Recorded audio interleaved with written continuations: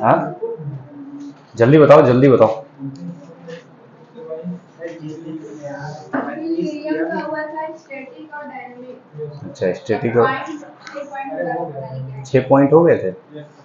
पढ़ के बताओ कौन कौन से हुए थे। लास्ट है the equilibrium rate of forward reaction is equal to the rate of forward reaction. अच्छा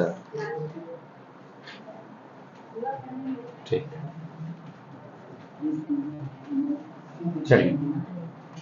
अच्छा, ये भी पॉइंट बता दिया गया था कि इक्विलिब्रियम को हम लोग रिएक्शन के दोनों साइड से अटेन कर सकते हैं, फॉरवर्ड साइड से भी और बैकवर्ड साइड से भी। ठीक, तो इक्विलिब्रियम के बारे में जो भी पॉइंट्स थे वो हम पढ़ लिए। ठीक, अब नेक्स्ट हमारा क्या है, types of equilibrium.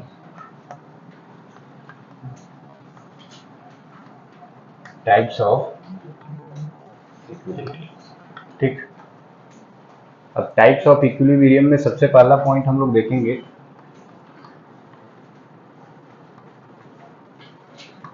Physical and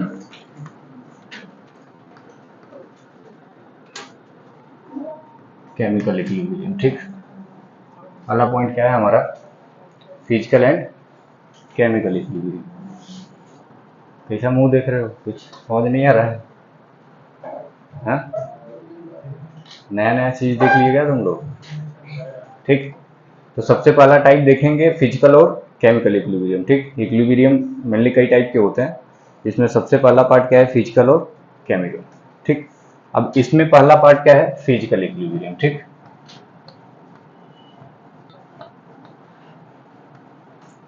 यहाँ से क्वेश्चन आपके सिलेबस में बहुत कम आएंगे, लेकिन फिर भी इसको पढ़ना होता है। ठीक, एनसीईआरटी में आपके दे रखा है। फिजिकल इक्विलिब्रियम क्या होता है यार, फिजिकल फिजिकल मतलब समझ रहे हो, if there is change in phase. ठीक, और एलोट्रोपिक फॉर्म।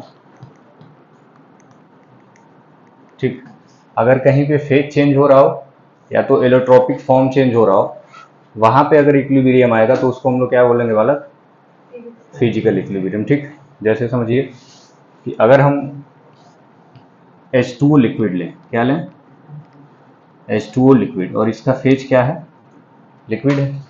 अब इसको हम चेंज कर रहे हैं किसमें, H2O वेपर में। ठीक, अब ये फेज चेंज हुआ, अब फेज चेंज होने के दौरान इसमें इक्विलिब्रियम आएगा इस रिएक्शन में, और इक्विलिब्रियम आएगा तो इसी इक्विलिब्रियम को हम क्या बोल देंगे, फिजिकल इक्विलिब्रियम। समझे कि नहीं समझे? ठीक, जैसे अगर हम लें आइस, लें आइस, क्या होता है, H2O सॉलिड, और इसको पिघला के हम किस में कन्वर्ट कर दें, H2O लिक्विड। तो एक टाइम आएगा, एक टेम्परेचर आएगा जहाँ पे ये रिएक्शन इक्विलिब्रियम में आ जाएगा। ठीक, कम समय के लिए आए लेकिन आएगा ना। तो यहाँ पे ये क्या हो जाएगा, इस इक्विलिब्रियम को हम क्या बोलेंगे, फिजिकल इक्विलिब्रियम। समझे? अगर फेज चेंज हो रहा हो, फेज चेंज हो रहा हो रिएक्टेंट्स का या रिएजेंट्स का, और वहां उस रिएक्शन में इक्विलिब्रियम अगर हमें मिल रहा है तो उसको हम क्या बोलेंगे, फिजिकल इक्विलिब्रियम। ठीक, जैसे इसका एक और एग्जांपल देख लें, जैसे कार्बन हमारा क्या है, ग्रेफाइट। कार्बन हम क्या ले रहे हैं, ग्रेफाइट। ठीक, और इससे हम लोग कन्वर्ट करा रहे हैं कार्बन डायमंड में। ठीक, अब ये दोनों एक दूसरे के क्या हैं, एलोट्रोप्स हैं। एलोट्रोप्स क्या होते हैं मतलब, नहीं, कि कोई भी कंपाउंड अगर नेचर में मिल रहा है और अगर एक ही एलिमेंट से मिलके बना हो उसको क्या बोलते हैं, एलोट्रोप। जैसे ग्रेफाइट है, ग्रेफाइट नेचर में हमें मिलता है और किस एलिमेंट से मिलके बना है, केवल और केवल कार्बन से।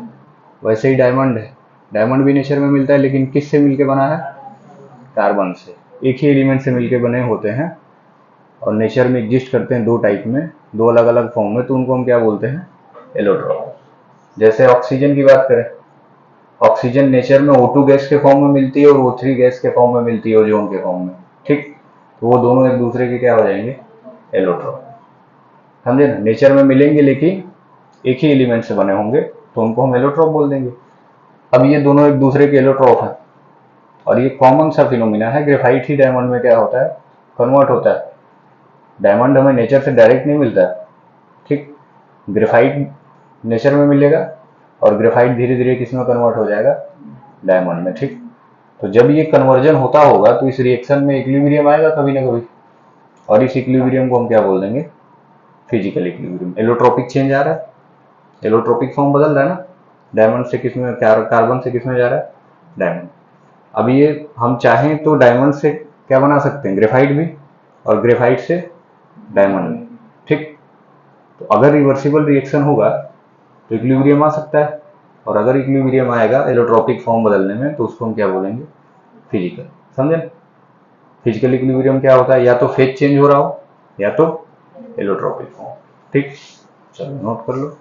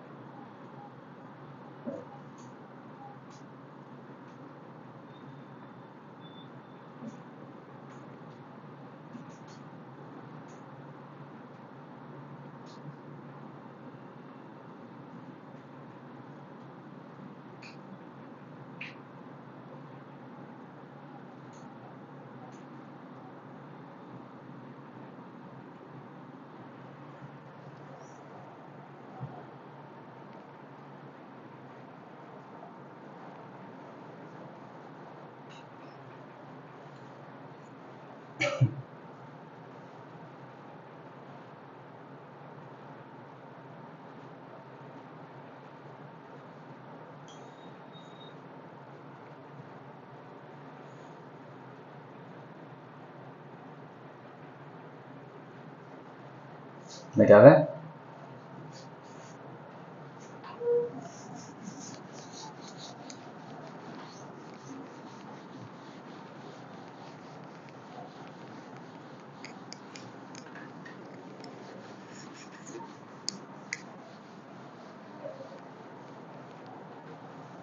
ठीक। तो फिजिकल चेंज समझ, फिजिकल इक्विलिब्रियम समझ गए, फेज चेंज हो रहा हो या तो एलोट्रोपिक फॉर्म चेंज हो रहा हो, ठीक। अब दूसरा क्या है बालक, केमिकल इक्विलिब्रियम, ठीक।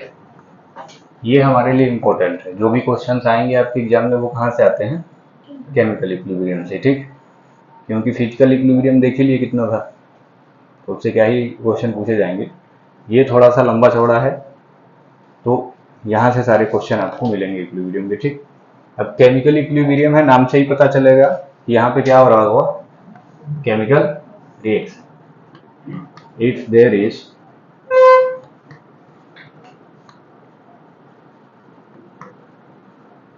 chemical reaction takes place, ठीक, समझे ना।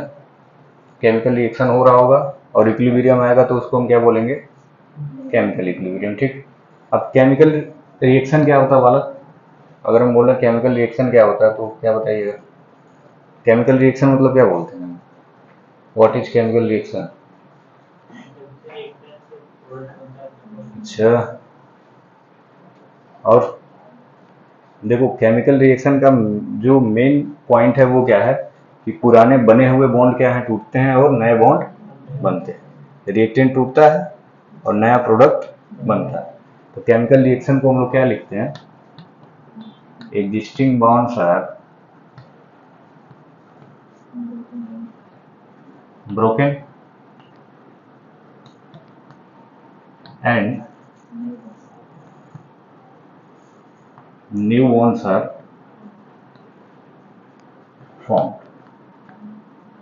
और नए बॉन्ड क्या होते हैं, बनते हैं, ठीक, समझे। अब जैसे इसका एग्जांपल ले लें कि हम क्या लेते हैं, N2 gas plus hydrogen gas, और इससे क्या मिल जाता है हमें, अमोनिया गैस। ठीक, किसका मोबाइल लगा, साइलेंट करके रखा करो। अब देखो नाइट्रोजन, अब ये केमिकल रिएक्शन हो रहा है, समझे ना।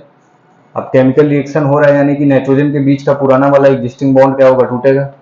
हाइड्रोजन के भी बीच का पुराना वाला बॉन्ड टूटेगा, और उसके बाद नया एक बॉन्ड बनेगा जो कि क्या बनाएगा, अमोनिया बनाएगा। समझे कि नहीं समझे।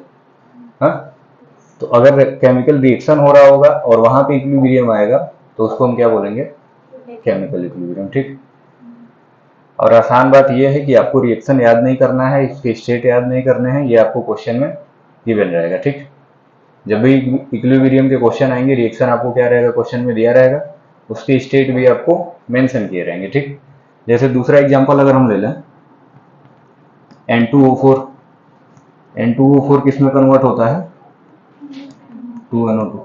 ठीक, अब N2O4 एक दूसरा कंपाउंड है, ये नया कंपाउंड है, तो ये कब बना, जब इसके बीच के सारे बॉन्ड टूटे और नए बॉन्ड क्या हुए, बने। समझे ना।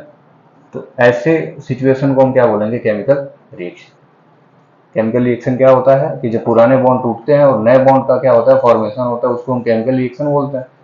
और केमिकल रिएक्शन के दौरान अगर इक्विलिब्रियम आएगा तो उस इक्विलिब्रियम को हम क्या बोलेंगे, केमिकल इक्विलिब्रियम। समझे कि नहीं समझे, समझे। तो दोनों में बेसिक डिफरेंस क्या होता है, दोनों में बेसिक डिफरेंस क्या होता है, हो सकता है कि फिजिकल इक्विलिब्रियम केमिकल रिएक्शन के फॉर्म में दिया, हो सकता है कि फिजिकल इक्विलिब्रियम केमिकल रिएक्शन के फॉर्म में दिया। ठीक, वहां पे हमें देखना है कि फेज चेंज हो रहा है कि नहीं। अब खास बात क्या होती है कि अगर हम फिजिकल इक्विलिब्रियम की बात करें तो या तो एलोट्रोपिक फॉर्म चेंज होगा या तो फेज चेंज होगा, तो उसमें रिएक्टेंट केवल एक ही होगा। ठीक, जैसे अगर हमें कार्बन ग्रेफाइट से क्या बनाना है, कार्बन डायमंड, तो ऐसा तो है नहीं ग्रेफाइट के साथ और भी कुछ मिलाते हैं हम लोग, नहीं मिलाते ना। वो ग्रेफाइट ही किस में कन्वर्ट हो जाता है, एक ही रिएक्टेंट हुआ। H2O लिक्विड से अगर हमें H2O वेपर बनाना है तो रिएक्टेंट क्या हुआ, अगर आप देखना चाहें जिस तरीके से लिखा गया था तो वो रिएक्शन के फॉर्म में दिख रहा था। तो H2O लिक्विड से किस में कन्वर्ट हो रहा था, H2O वेपर। तो ऐसा तो है नहीं कि पानी के साथ हमने कुछ और मिलाया तब वो जाके क्या हुआ, वेपर। एक ही रिएक्टेंट दिखेगा, लेकिन केमिकल रिएक्शन में हो सकता है एक से ज्यादा रिएक्टेंट दिखे। ठीक, एक से ज्यादा प्रोडक्ट बने। ठीक है, समझे कि नहीं समझे। तो रिएक्शन आपको देख के ही पहचान में आ जाएगा, ऐसा नहीं है। आप क्वेश्चंस करेंगे तो रिएक्शंस ऐसे भी देखते हैं, रिएक्शंस देख के पहचान में आ जाएगा। और पीछे भी हम लोग देखें, इंथैल्पी वगैरह पढ़े हैं उसमें फेज ट्रांसफॉर्मेशन का, तो फेज ट्रांसफॉर्मेशन होता है तो वहाँ केवल और केवल क्या होगा, स्टेट बदलेगा और एक ही रिएक्टेंट होगा।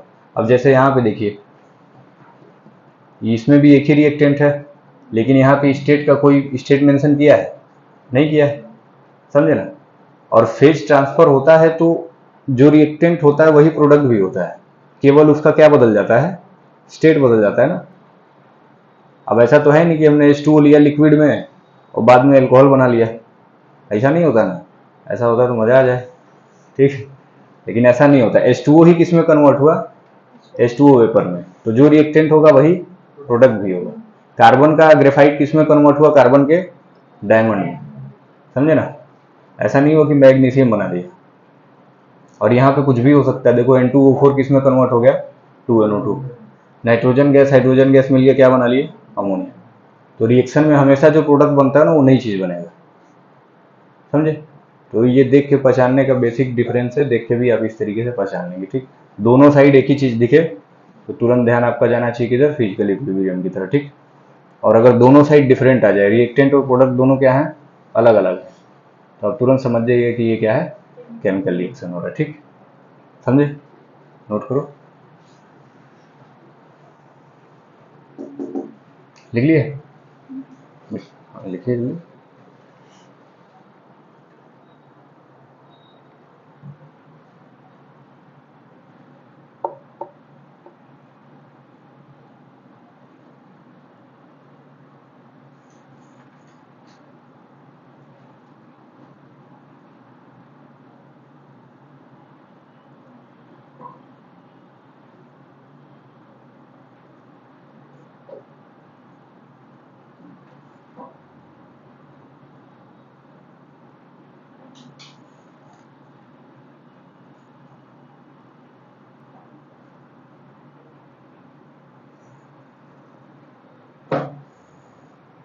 हो गया।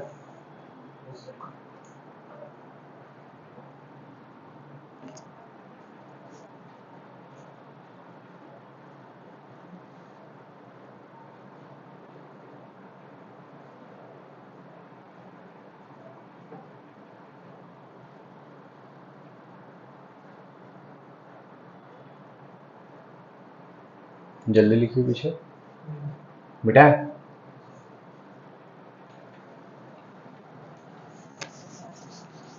चल, तो फिजिकल इक्विलिब्रियम और केमिकल इक्विलिब्रियम समझ आया।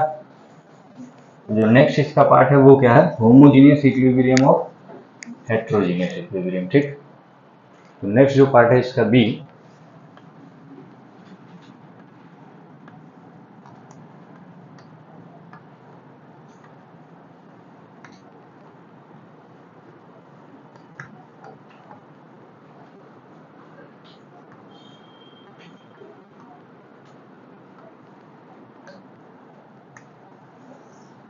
Homogeneous and heterogeneous equilibrium. ठीक, अब ध्यान देना, इसमें पहला हम लोग क्या देखेंगे, होमोजीनियस इक्विलिब्रियम। ठीक,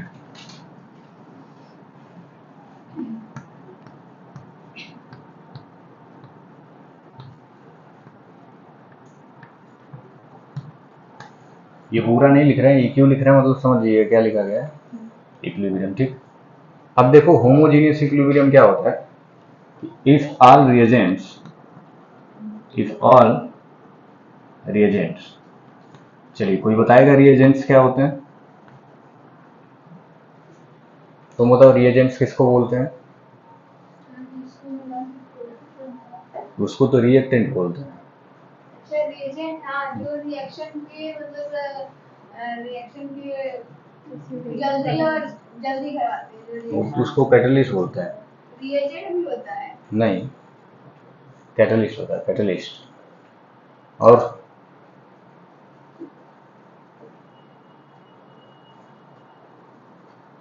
बताइए, रिएजेंट नहीं पता है, उसको रिएजेंट बोलते हैं। कैटलिस्ट किसको बोलते हैं, उसी को कैटलिस्ट। देखो रिएजेंट क्या होता है, रिएक्शन में जितने भी क्या हो पार्ट होते हैं, जो भी रिएक्शन में शामिल होता है, सबको क्या बोलते हैं, अलग बोलेंगे तो जिनको लेते हैं उनको क्या बोलते हैं, रिएक्टेंट। जो बनता है उसको क्या बोलते हैं, प्रोडक्ट। अगर पूरे रिएक्शन में रिएक्टेंट और प्रोडक्ट सबको मिला दें तो वो क्या हो जाएगा, रिएजेंट। अगर जैसे ही रिएक्शन में रिएजेंट की बात करें, आप समझिए कि रिएक्टेंट और प्रोडक्ट सबकी साथ में बात कर रहे हैं। ठीक, समझे ना। तो रिएजेंट मतलब क्या होता है, रिएक्टेंट प्लस, मैग्नीशियम रिएजेंट होता है, है मैग्नीशियम रिएजेंट होता है ना, तो रिएक्शन में जो भी रहेगा वो रिएजेंट हो जाएगी, मैग्नीशियम अलग से थोड़ी होगा। Reactant plus product. हाँ, अगर मान लो कि हमने रिएक्शन लिखा N2 plus 3H2 give 2NH3, reaction है। हम बोले इस रिएक्शन के रिएजेंट कौन कौन से हैं, तो ये भी होगा, ये भी होगा, ये भी होगा, रिएजेंट में सब आएंगे। हम बोले इस रिएक्शन के रिएक्टेंट कौन कौन से हैं, तो रिएक्टेंट में केवल यही आएंगे। ठीक, प्रोडक्ट में केवल यही आएगा, समझे। रिएजेंट की बात करें यानी कि जितने भी पार्टिसिपेट कर रहे हैं रिएक्शन, वो सब रिएजेंट में आ जाएंगे। ठीक, जैसे हम बोले क्वेश्चन आपको बोल दे कि all reagents are in gaseous phase, इसका मतलब क्या हुआ, ये भी गैसियस फेज में है, ये भी गैसियस फेज में है, और ये भी गैसियस फेज में, समझे कि नहीं। अगर आपसे बोल दे कि all reactants are in gaseous phase, तो केवल आपको इन दोनों को गैसियस फेज में रखना है। ठीक, अगर बोले all products are in gaseous phase, तो केवल इसको गैसियस फेज में रखना है, समझे। तो वर्ड का मतलब ऐसे रिएक्टेंट प्रोडक्ट अलग अलग हम डिफाइन करते हैं, और सबको एक ही साथ सम कर दें, सबका जोड़ लें, तो उसको हम क्या बोलेंगे, रिएजेंट। और ऐसे अक्सर आपको क्वेश्चन में मिल जाएंगे, बोल देगा सीधा सीधा कि all reagents are in liquid phase. इसका मतलब क्या हुआ कि जितने भी रिएजेंट है, रिएक्टेंट और प्रोडक्ट, सारे के सारे क्या हो जाएंगे, लिक्विड फेज में हो जाएंगे। समझ गए अब रिएजेंट का मतलब। अगर बोले all reactants are in liquid phase, तो केवल ये रिएक्टेंट लिक्विड फेज में आएंगे। ठीक, तो ऐसे अलग अलग भी बोल सकता है, या तो रिएजेंट मतलब कि सारा का सारा रिएक्टेंट और प्रोडक्ट सब। ठीक, समझे ना, ऐसा कैटलिस्ट वेटलिस्ट नहीं होता है ये रिएजेंट। चलो अब देखो होमोजीनियस इक्विलिब्रियम क्या होता है कि if all reagents are in same phase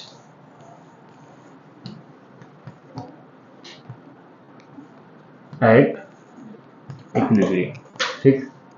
अगर सारे के सारे रिएजेंट की बात कर रहे हैं, ठीक, रिएक्टेंट और प्रोडक्ट सब अगर इक्विलिब्रियम पे सेम फेज में हो तो उस इक्विलिब्रियम को हम क्या बोलेंगे, होमोजीनियस इक्विलिब्रियम, ठीक, समझे। जैसे अगर हम एग्जांपल लें,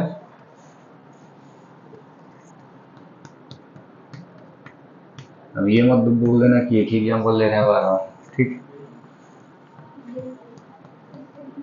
ठीक। ये किस फेज में होता है, गैस, ये गैस गैस, इक्विलिब्रियम आ रहा है, इक्विलिब्रियम पे सारे के सारे इक्विलिब्रियम पे चेक करना है। अगर होमोजीनियस इक्विलिब्रियम देखना है तो ये रिएक्शन जब इक्विलिब्रियम पे आ जाए तब देखिए कि इसके सारे रिएजेंट किस फेज में है।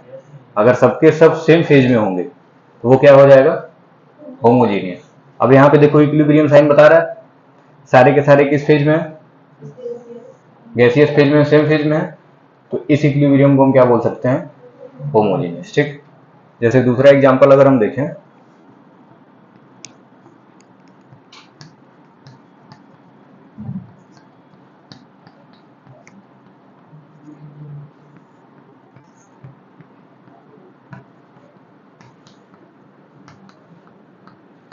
ये सबके सब किस फेज में होते हैं, लिक्विड में।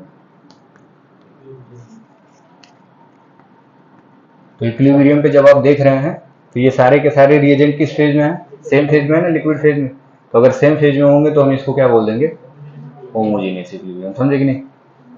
अगर इक्विलिब्रियम पे रिएक्शन के सारे रिएजेंट सेम फेज में हो तो उसको हम क्या बोलेंगे, होमोजीनियस इक्विलिब्रियम, ठीक।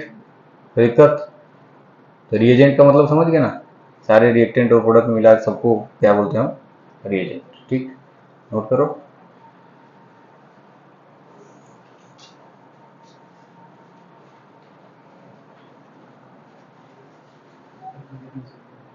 तबीयत नहीं सही है, घर से नहीं पता चलता है।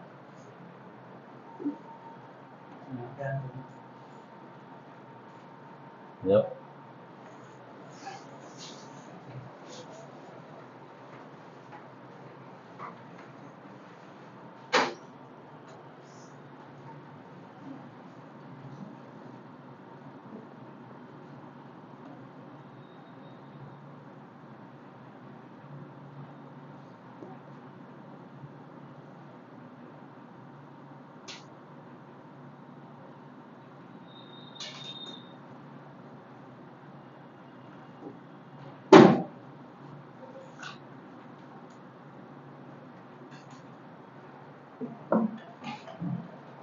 क्या है,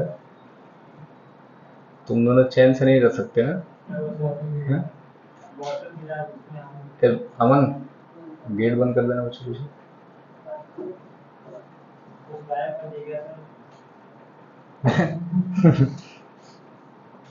क्या सुन के आते हो घर से, आज जब देखो तब तुम लोग कुछ ना कुछ करते रहते हो, बहुत मार मारेंगे किसी दिन।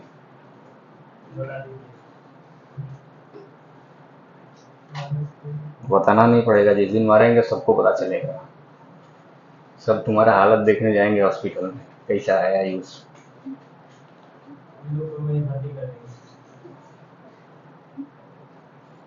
ये डॉक्टर इलाज करेगा तुम्हारा, डॉक्टर ऐसा इलाज करना ना, उठे ना 2-4 दिन। अच्छा इलाज करते हो, केवल दवाई देते हो, केवल दवा देते हो, मेडिसिन। किसी को भी कोई दिक्कत हो ना, दवाई ले लिया करो, इससे फ्री में मिलेगा, मतलब दवाई तो पैसे से मिलेगा। हाँ हाँ देखो,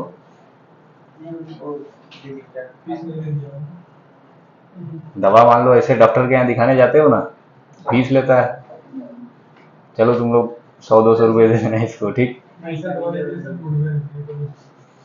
समझे। तुम लोग बहुत गधा आदमी हो, तुम लोग को क्या करना चाहिए, तुम्हारा क्लासमेट है, मित्र है ना, तो अगर ये डॉक्टर बनेगा तुम लोग कहोगे ना बाहर जाके कि हमारा एक दोस्त है वो डॉक्टर है, ठीक।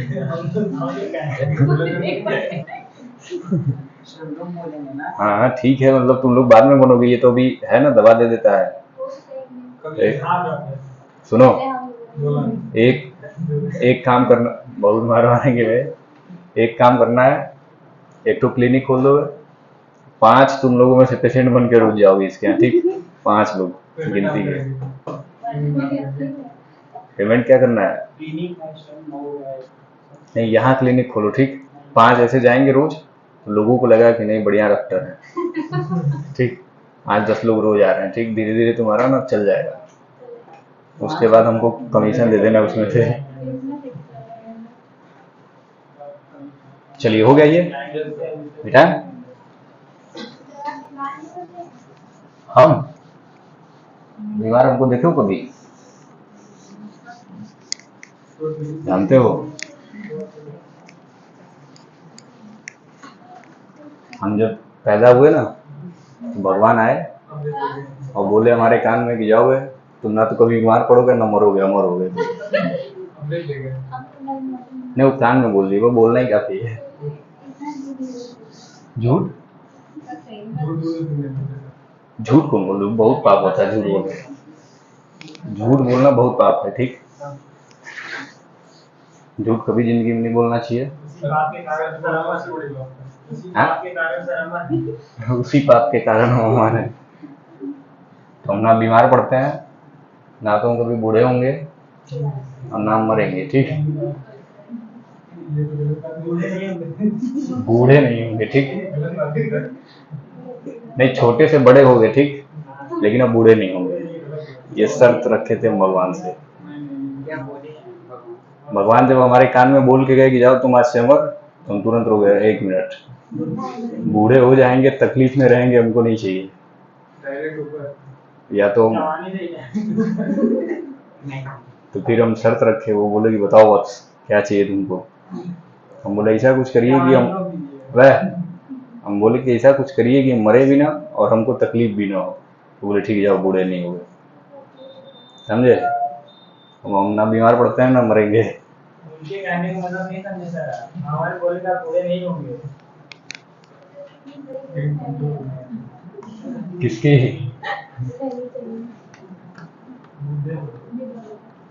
इंसान को हमेशा गलत फहमी में रहना चाहिए।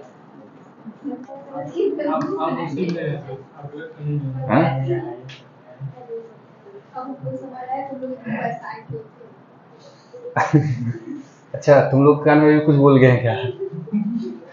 ये बहुत बरसात ही है, तो व्यूज तक कब आएंगे, गेम तक कब आएंगे। अच्छा, इसीलिए ये कहानी सब बताना चाहिए बच्चों को, ठीक है। ये सब चलो, अब नेक्स्ट अब देखा जाए क्या हमारा हेट्रोजीनियस इक्विलिब्रियम, ठीक। अब देखो हेट्रोजीनियस इक्विलिब्रियम क्या होता है वाला, व्हेन 2 or more phases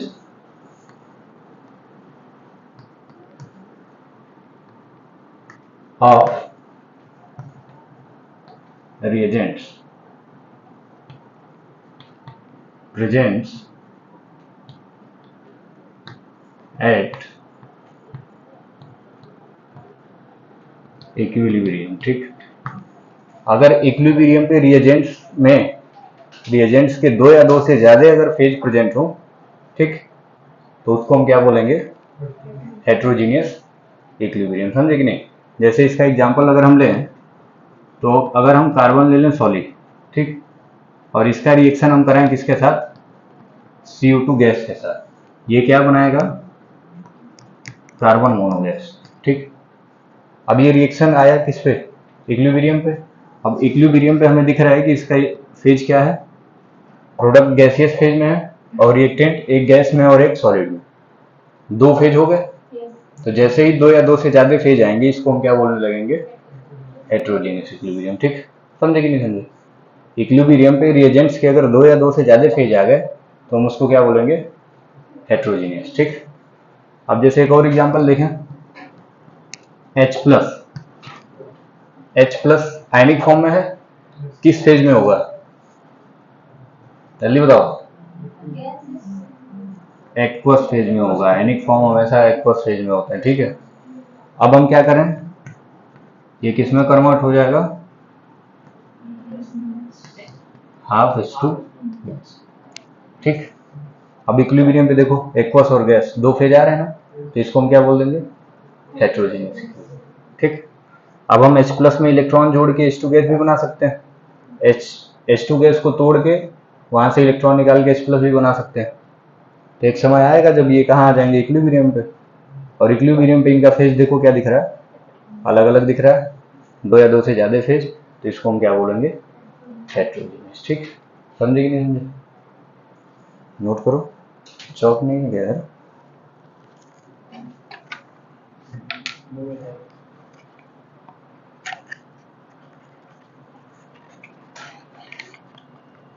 ये डीपीपी रखा हुआ किसका है,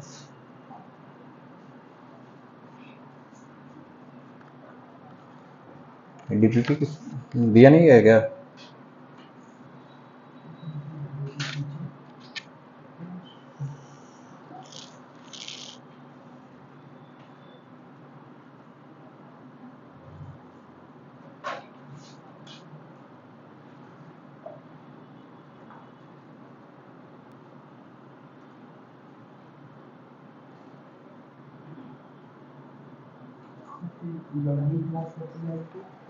चलेगी अभी थोड़ा कुछ दिन चलेगा बॉटनी का, फिर जूलॉजी चलेगा, कोई टीचर आएंगे आ रहे हैं। हो गया, जल्दी लिखिए।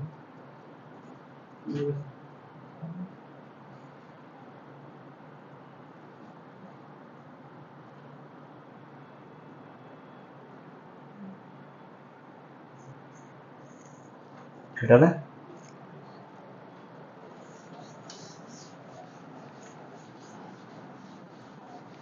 तो समझ गया कितने टाइप के हमें इक्विलिब्रियम पढ़ना है, 4। फिजिकल इक्विलिब्रियम क्या होता है, चलो जल्दी बताओ, तुम बताओ, हाँ तुम नहीं पता, अरे अभी तो बताया, फिजिकल इक्विलिब्रियम बताया ना अभी, चलो तुम बताओ साक्षी, जल्दी बताओ जल्दी।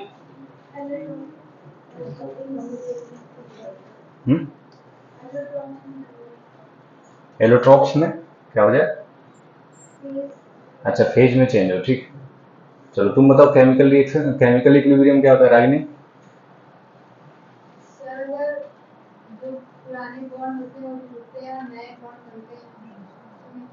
उसको तो केमिकल रिएक्शन बोलते हैं ना, केमिकल इक्विलिब्रियम क्या होता है, उसमें वो रिएक्शन जो होता है वो एक या एक से अधिक हो सकता है, ठीक। अच्छा चलो बताओ होमोजीनियस इक्विलिब्रियम क्या होता है, जिसमें दोनों फेज सेम हो, रिएक्टेंट का प्रोडक्ट का सबका फेज सेम हो। तुम बताओ पीछे मानस, हेटेरोजेनियस क्या होता है, हेटेरोजेनियस इक्विलिब्रियम,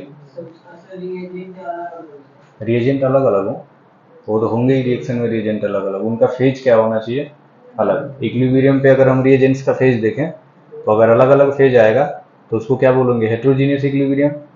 और इक्विलिब्रियम पे अगर सारे रिएजेंट्स का फेज क्या आएगा, सेम आएगा, स्टेट सेम आएगा, तो हम उसको क्या बोलेंगे, होमोजेनियस, ठीक। तो ये 4 टाइप के हमें पढ़ने इक्विलिब्रियम। नेक्स्ट हमारा क्या है,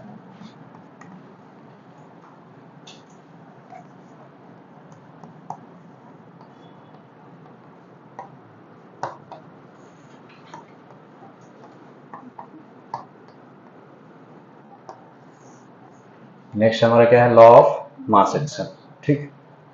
अब देखो ये जो मास एक्शन का लॉ है ना, ये आप 11th में भी, 11th के पोर्शन में भी पढ़ेंगे और 12th के पोर्शन में भी पढ़ेंगे, ठीक। 11th के पोर्शन में हमें ये इक्विलिब्रियम में आएगा, और जब हम 12th का चैप्टर पढ़ेंगे केमिकल काइनेटिक्स, तो वहां पर भी हमें लॉ ऑफ मास एक्शन पढ़ना है, ठीक। दोनों में डिफरेंस क्या है कि यहाँ पे जो लॉ ऑफ मास एक्शन लिया गया, ये क्या लिया गया, थ्योरेटिकल, ठीक, एक थ्योरी बना दी गई कि ऐसा होगा। लेकिन केमिकल काइनेटिक्स में जो हम लोग लॉ ऑफ मास एक्शन पढ़ेंगे, दोनों देखो, दोनों जो चैप्टर है ना, केमिकल इक्विलिब्रियम भी रिएक्शन के रेट को बताता है, रिएक्शन के रेट को बताता है, और केमिकल काइनेटिक्स भी क्या करता है, रिएक्शन के रेट को बताता है, ठीक। लेकिन दोनों में अंतर क्या है, ये अजम्पशन के साथ चलता है, थ्योरी के साथ, कि ऐसा होगा तो इस तरीके का रेट चेंज हो जाएगा, ठीक। लेकिन केमिकल काइनेटिक्स किसके साथ डील करता है, एक्सपेरिमेंटल वैल्यू के साथ डील करता है, ठीक। वहाँ एक्सपेरिमेंट किया जाता है और देखा जाता है कि इस चीज़ को चेंज करने पे रेट कितना अफेक्ट हो रहा है, समझे ना। अब होता क्या है कि जैसे हम यहाँ पे बोल दें कि रिएक्टेंट का कंसंट्रेशन दुगना कर देंगे तो रिएक्शन का रेट क्या हो जाएगा, दुगना हो जाएगा, ठीक। इस तरीके से हमने थ्योरी दे दिया, उसको हम यहाँ पढ़ लिए। लेकिन केमिकल काइनेटिक्स में जब आप जाएंगे तो रिएक्शन को कराया जाएगा, वहाँ रिएक्टेंट के कंसंट्रेशन को डबल किया जाएगा और एक्सपेरिमेंटली देखा जाएगा कि क्या इफेक्ट आ रहा है।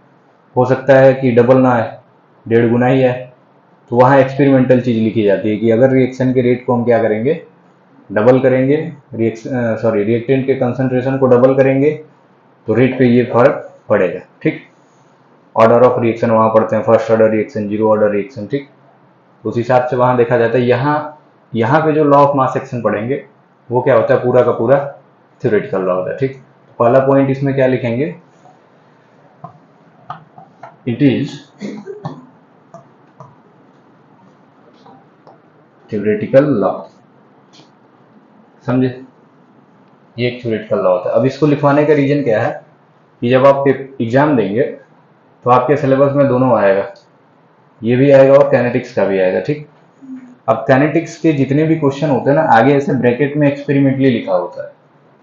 कोई भी इक्वेशन अगर लिखा है काइनेटिक्स का तो उसके आगे क्या लिखा गया है, एक्सपेरिमेंटली, यानी कि ये इक्वेशन एक्सपेरिमेंटली डिराइव करके आया है, ठीक। तो जैसे ही एक्सपेरिमेंटली लिखा हुआ दिखे आप तुरंत समझ जाइएगा कि किस चैप्टर का आया हुआ है, केमिकल काइनेटिक्स का। कंसेप्ट का कहाँ से लगाना है, काइनेटिक्स का। अगर कुछ नहीं लिखा है रेट के बारे में तो आप समझ जाइएगा कि कहाँ से कंसेप्ट लगाना है, इक्विलिब्रियम को, समझे ना। एक्सपेरिमेंटली नहीं लिखा है इसका मतलब वो क्या है, थ्योरेटिकल है। और अगर थ्योरेटिकल है तो हम कौन सा लगाएंगे, केमिकल इक्विलिब्रियम, ठीक। ये दोनों ध्यान देना है, ठीक। अब देखो लॉ ऑफ मास एक्शन क्या होता है। लॉ ऑफ मास एक्शन होता है कि rate of reaction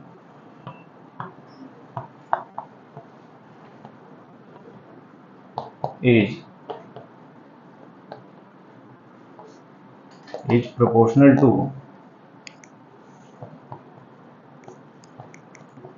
product of active mass of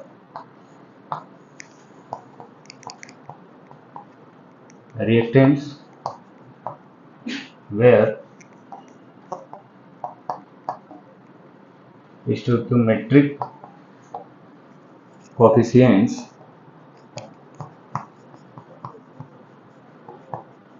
are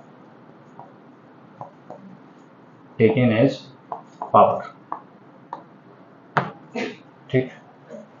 इस पॉइंट का मतलब समझिए कि लॉ ऑफ मास एक्शन क्या बताता है, रेट ऑफ रिएक्शन के बारे में, ठीक। पहले लाइन में लिखा हुआ है रेट ऑफ रिएक्शन, यानी ये किसके बारे में बताएगा, रिएक्शन के रेट के बारे में। अब ये रिएक्शन के रेट के बारे में कैसे बताएगा, ये बोल रहा है कि रिएक्शन का जो रेट होगा वो प्रोपोर्शनल होगा किसके, रिएक्टेंट्स के एक्टिव मास के प्रोडक्ट के, और स्टोइकियोमेट्रिक कोएफिशिएंट जो होंगे वो कहाँ चले जाएंगे, पावर में चले जाएंगे, ठीक। समझे कि नहीं समझे। अब इसको हम लोग देखते हैं एक्सपेरिमेंटली क्या मतलब एग्जाम्पल के थ्रू देखते हैं कि किस तरीके से ये होगा, समझे ना। थ्योरी इसका क्या है कि rate of reaction is proportional to product of active mass of reactants where stoichiometric coefficients are taken as power, ठीक। अब ये एक्टिव मास है, इसको ध्यान देना है, इसमें कंफ्यूज नहीं होना है। बच्चे कंफ्यूज हो जाते हैं कि एक्टिव मास क्या होता है, कंसंट्रेशन और एक्टिव मास में डिफरेंस नहीं बच्चे बता पाते हैं, ठीक। तो इसको बाद में देखा जाएगा, समझे ना।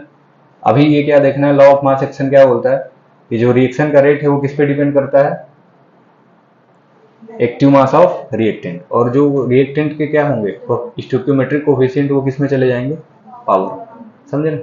जैसे रिएक्टेंट 2A है तो जब हम रेट लिखेंगे तो क्या लिखेंगे, एक्टिव मास ऑफ है और उसका पावर क्या हो जाएगा, दुगना, समझे कि नहीं। तो अगर हम एक्टिव मास को डबल करें जैसे इस तरीके से लिखा हुआ है, पावर चला गया, ठीक। और ये किसके बराबर है, रेट ऑफ रिएक्शन के बराबर। अब हम बोल रहे हैं कि इसको डबल करें, अब इसके एक्टिव मास को हम क्या कर रहे हैं, डबल कर रहे हैं।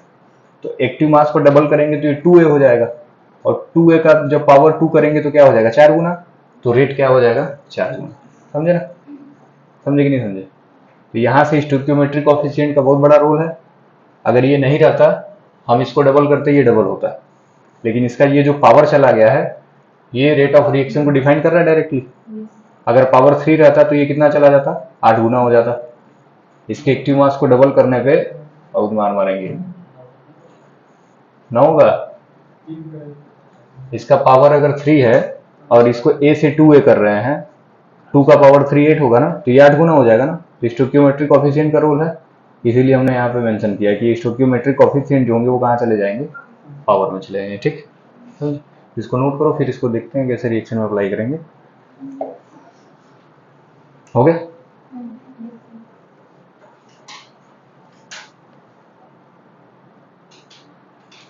बेटा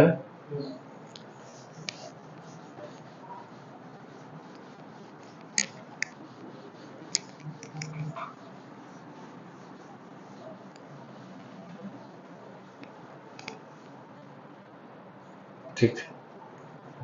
अब देखो, जैसे हम मान लेते हैं बालक रिएक्शन हमने लिया 2a, एक इसमें कन्वर्ट हो रहा है 2b। ठीक है, ये रिएक्शन है हमारा इक्विलिब्रियम पे। ठीक, अब इसको हम दो तरीके से लिख सकते हैं। इसको लिखने के कितने तरीके हैं, दो। पहला तरीका, तो पहला पार्ट ये होगा कि 2a किस में कन्वर्ट हो रहा है, 2b में। ठीक, और इस रिएक्शन को हम क्या बोलेंगे, फॉरवर्ड रिएक्शन बोलेंगे ना। 2a किस में कन्वर्ट हो रहा है, 2b में। ठीक, अब ये इक्विलिब्रियम पे है, यानी कि रिवर्सिबल होगा, तो 2b किस में कन्वर्ट हो सकता है, 2a में। दूसरा पार्ट हम लोग क्या लिखेंगे इसका, 2b किस में कन्वर्ट हो रहा है, 2a में। और इस रिएक्शन को हम क्या बोलेंगे,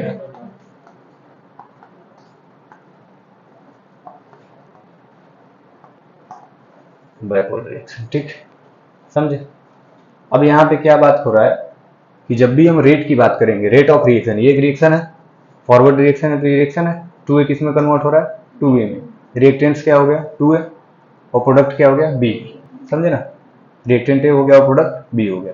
अब जब भी हम इस रिएक्शन के रेट को निकालेंगे, तो रिएक्शन का रेट किस पे डिपेंड करेगा, केवल और केवल रिएक्टेंट के एक्टिव मास पे। ठीक, और एक्टिव मास जो होता है उसको हम लोग रिप्रेजेंट करते हैं इस तरीके से, ब्रैकेट।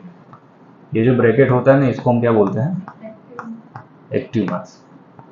कंसंट्रेशन इसको बोलते हैं कब, जब फेज क्या हो, गैस। जब फेज क्या हो, गैस हो या तो सॉल्यूशन। रिएक्टेंट्स अगर हमारे लिक्विड फेज में है या तो गैसियस फेज में। ठीक, अब ये एक्टिव मास इसलिए लिया गया है कि अगर गैस होगा तो गैस में एक्टिव मास दो तरीके से डिफाइंड होता है, एक तो कंसंट्रेशन दिया जा सकता है, या तो दूसरा पार्शियल प्रेशर दिया जा सकता है गैस का। ठीक, समझे ना। तो वहां पे हम लोग देखेंगे केपी और केसी निकालेंगे। केपी और केसी का नाम सुने हो ना। केसी कब निकलता है, जब कंसंट्रेशन दिया हो। केपी कब निकलता हो, जब पार्शियल प्रेशर दिया हो। एक ही गैस में दो टाइप मिल जाएगा हमें, ये एक्टिव मास दो मिल जाएंगे। हो सकता है कि आपसे क्वेश्चन में कंसंट्रेशन पूछ दे, तो इस एक्टिव मास के अंदर क्या रखना है, इस बक्से के अंदर कंसंट्रेशन। हो सकता है आपको पार्शियल प्रेशर दे दे। ठीक, तो डायरेक्ट इसको कंसंट्रेशन लिखना क्या है, गलत। कई सारी किताबों में मिल जाएगा या कुछ लोग बता देंगे ये क्या होता है कंसंट्रेशन, लेकिन डायरेक्ट इसको कंसंट्रेशन लिखना क्या है, गलत। ये कुछ भी हो सकता है। ठीक, आगे इसको देखा जाएगा किस तरीके से चेंज होगा। तो यहाँ पे देखो, ये रिएक्शन क्या है, फॉरवर्ड रिएक्शन है। अब इसका अगर हम रेट लिखना चाहें तो ये किस पे डिपेंड करेगा, केवल और केवल रिएक्टेंट पे, रिएक्टेंट के एक्टिव मास पे।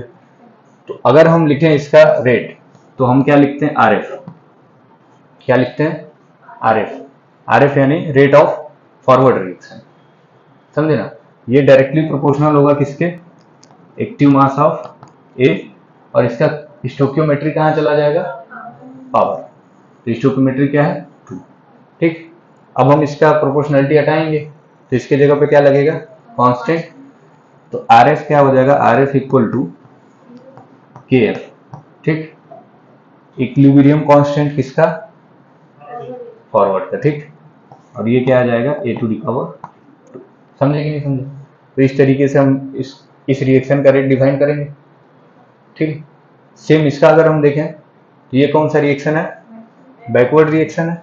इसमें भी हम किसको लेंगे, रिएक्टेंट को ही लेना है। रेट जब भी डिफाइन करेंगे किसको लेंगे, रिएक्टेंट को ही लेंगे। ठीक है, तो यहाँ पे क्या हो जाएगा, आरबी लिखेंगे हम। क्या लिखेंगे, आरबी।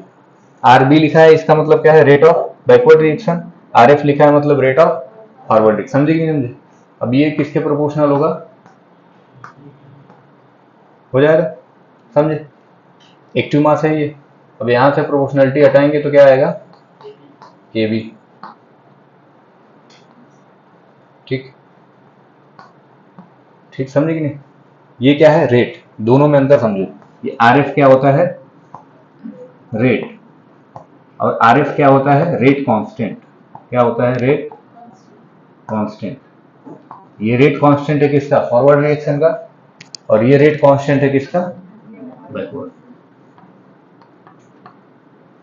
तो ये कांस्टेंट वैल्यू होती है, जो कि हो सकता है कि आपको क्या हो, क्वेश्चन में गिवन हो, ठीक। अब इन दोनों का प्रोडक्ट लेना है, क्या लिखा गया था लॉ ऑफ मास सेक्शन में, इन दोनों का प्रोडक्ट। अब हम क्या करें कि रेट ऑफ फॉरवर्ड रिएक्शन और इसके बैकवर्ड रिएक्शन के रेट को क्या कर दें, डिवाइड कर दें, इनका रेशियो ले लें, ठीक। यहां से ये मिलेगा, समझे कि नहीं समझे? यहां से ये मिलेगा। अब देखो नेक्स्ट स्टेप हम क्या कर रहे हैं, इधर लिखें, इधर नहीं है, चलो यहीं लिख देते हैं, ठीक। अब हम इन दोनों रेट का क्या ले रहे हैं, रेशियो। तो हम क्या करेंगे, RV अपॉन RF, ये किसके बराबर हो जाएगा, KB अपॉन K, और इधर क्या आ जाएगा, ये आ जाएगा, ठीक, समझे ना? अब ये जो दोनों रेट मिला है, अच्छा ये दोनों कांस्टेंट है, ये भी कांस्टेंट है और ये भी कांस्टेंट है, ये दोनों कांस्टेंट मिलके एक नया कांस्टेंट बनाएंगे, और इसी कांस्टेंट को हम क्या बोलते हैं, KC। क्या बोलते हैं बालक, KC। क्या लिखते हैं हम लोग, KC। KC क्या होता है, इक्विलिब्रियम कांस्टेंट, ठीक, इक्विलिब्रियम कांस्टेंट। अब यहां से एक क्वेश्चन बन जाएगा, KC दे देगा, RB दे देगा, RF पूछ देगा, निकाल लेंगे, निकल जाएगा ना। KC दे देगा, ये दोनों देखो, मान लो कंसंट्रेशन दे दिया, B का दे दिया और A का दे दिया, कोई रिएक्शन हमें दे दिया, B यहाँ पे क्या है, ये रिएक्शन हमारा फाइनली था, रिएक्शन हमारा क्या था, यही था ना। अब इसमें B क्या है, देखो प्रोडक्ट, और A क्या है, रिएक्टेंट। अब मान लो आपको दे दिया एक्टिव मास प्रोडक्ट का दे दिया और एक्टिव मास रिएक्टेंट का दे दिया, स्टोइकियोमेट्रिक कोएफिशिएंट देख के पावर हम लोग बता सकते हैं। ये दोनों वैल्यू अगर गिवन रहेगा, KC आपको दिया रहेगा क्वेश्चन में, RB दिया रहेगा, RF निकाल लेंगे कि नहीं निकाल लेंगे, एक क्वेश्चन यहाँ से बन सकता है इस तरीके से, ठीक। या हो सकता है कि इस पूरे प्रोडक्ट का ये जो इतना बना हुआ है डिवाइड करने के बाद इसकी value they they, active mass of product upon active mass of reactant इतना दिया हुआ है, ठीक, रिएक्शन के हिसाब से। तो ये वैल्यू गिवन रहेगी, ये वैल्यू गिवन रहेगी, कोई इसमें से एक पता रहेगा, निकाल लेंगे कि नहीं निकाल लेंगे, निकल जाएगा ना। या तो हो सकता है दूसरा क्या पूछ दे कि RB और RF का क्या निकालो, रेशियो, और ये वैल्यू आपको गिवन रहेगी, निकल जाएगा, समझ गए ना। तो ये इक्वेशन हमारा क्या है, बहुत ही इंपॉर्टेंट है, तो इसको नोट करिए, फिर इसमें आगे देखते हैं कैसे यूज होगा इसका।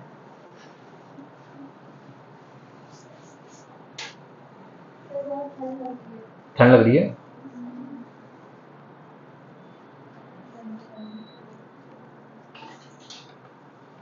हाँ ठंडी, ये बारिश की वजह से ना ठंडा लग रहा है।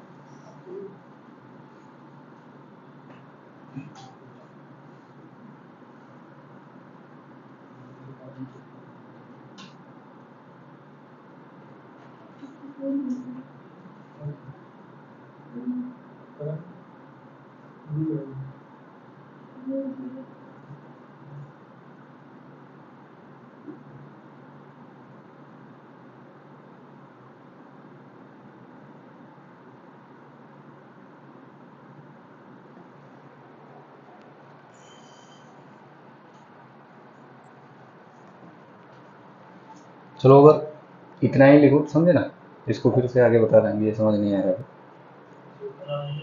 हाँ इसको भी मत लिखना, ये दोनों ही लिखना,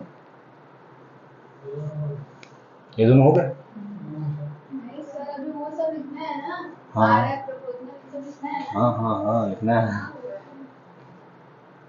जी, गलती हो गई।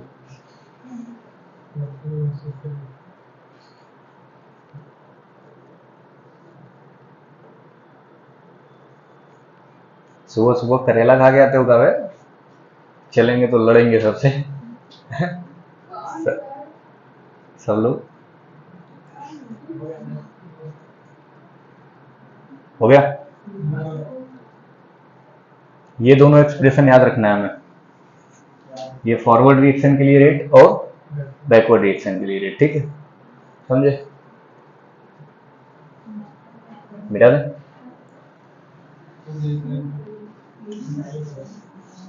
उधर वाला लिखना है, इधर वाला लिखना है?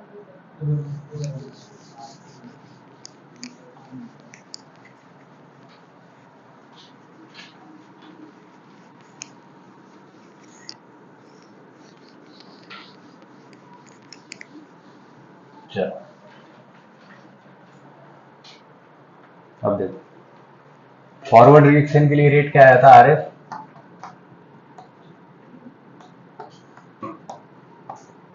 यही आया था। रिएक्शन अगर हमें क्या दिया हो,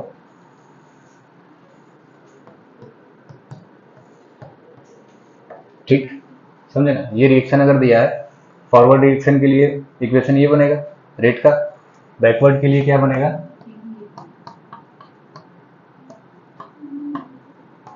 ठीक है, समझे ना? अच्छा, बी। अब हम लोग एक पॉइंट पढ़े थे इक्विलिब्रियम के, जो 6-7 पॉइंट लिखे थे, वहां पे हमने एक पॉइंट पढ़ा था, क्या पढ़ा था? At equilibrium rate of forward reaction किसके बराबर होता है? Rate of backward reaction. तो वहां से R F equal to R भी लिख सकते हैं कि नहीं? Rate of forward reaction rate of backward reaction के बराबर हो जाता है कब? जब रिएक्शन हमारा इक्विलिब्रियम पे चला जाता है, ठीक।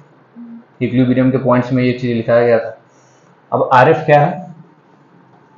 के F A raise to the power 2, और आर बी क्या है? K B B to the power 2, ठीक। अब यहां से अब अगर हम इन दोनों का रेशियो लें, ठीक, अब यहां से ये इतना किया गया, ये समझ गया ना ये कहां से आया? अब इन दोनों का रेशियो लो, ये क्या आ जाएगा? के एफ अपॉन के बी, ठीक। वो वहां पे उल्टा हो गया था, ये किसके बराबर हो जाएगा? ठीक, समझे कि नहीं समझे? ये आया। अब ये देखो क्या आ रहा है, प्रोडक्ट अपॉन रिएक्टेंट आ रहा है कि नहीं? Active mass of product upon active mass of reactant. तो इसको ऐसे लिख सकते हैं, इस चीज को, active mass of product upon active mass of reactant, समझे? और ध्यान आपको क्या देना है कि स्टोइकियोमेट्रिक कोएफिशिएंट हमेशा पावर में जाएगा, ठीक। ये जो पावर है ये क्या है हमारा? स्टोइकियोमेट्रिक कोएफिशिएंट, ठीक, समझे? तो स्टोइकियोमेट्रिक पावर में चला जाएगा। एक्टिव मास हम रिएक्टेंट प्रोडक्ट का ले लेंगे, उसको डिवाइड कर देंगे किससे? रिएक्टेंट के एक्टिव मास से, और स्टोइकियोमेट्रिक कोएफिशिएंट जो दोनों के अलग अलग हैं उनको हम क्या कर देंगे? पावर में लेके चले जाएंगे, ठीक। जैसे प्रोडक्ट का जो स्टोइकियोमेट्रिक रहेगा उसको प्रोडक्ट के पावर में ले जाएंगे, रिएक्टेंट का जो स्टोइकियोमेट्रिक कोएफिशिएंट रहेगा उसको रिएक्टेंट में ले जाएंगे, समझे कि नहीं समझे? अगर मान लो ऐसे ये तो दोनों में कोई स्टोइकियोमेट्रिक कोएफिशिएंट दिया हुआ है सेम, अगर हम इसको बदल दें, अब बताओ क्या हो जाएगा? ये 3 हो जाएगा, हो जाएगा ना, ठीक। ये भी 3 हो जाएगा, और यहाँ भी क्या हो जाएगा? 3। तो जिसका जो स्टोइकियोमेट्रिक कोएफिशिएंट होगा वो उसी के पावर में जाएगा, ठीक। ऐसा गलती नहीं करना है कि ए 3 हुआ तो तुम बी के पावर में भी 3 लेके चले जाओ ना, जिसका स्टोइकियोमेट्रिक जो रहेगा वो उसी के पावर में जाएगा, समझे कि नहीं समझे? अब यहाँ पे देखो, ये भी कांस्टेंट, ये भी कांस्टेंट, इक्विलिब्रियम पे ला रहा है। ये कब आ रहा है?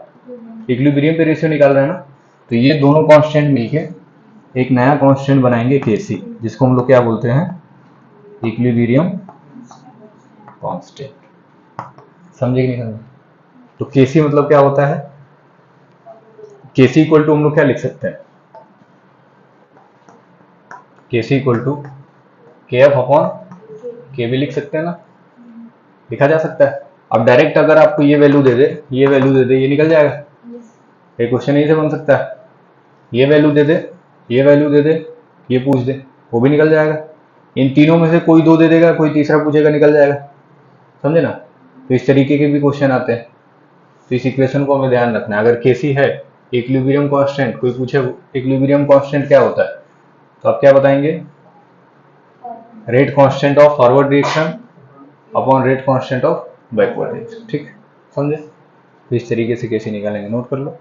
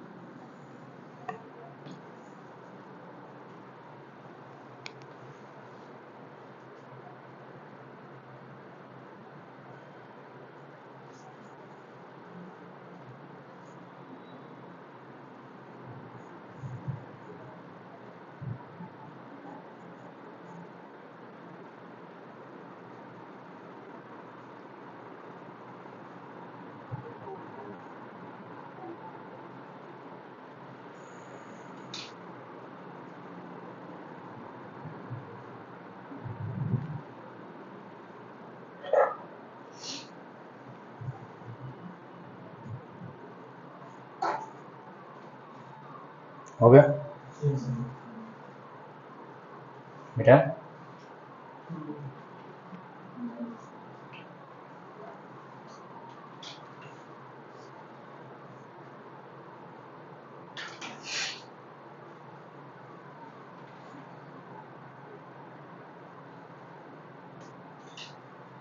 ये समझे? कोई दिक्कत है यहाँ तक? चलो बेटा,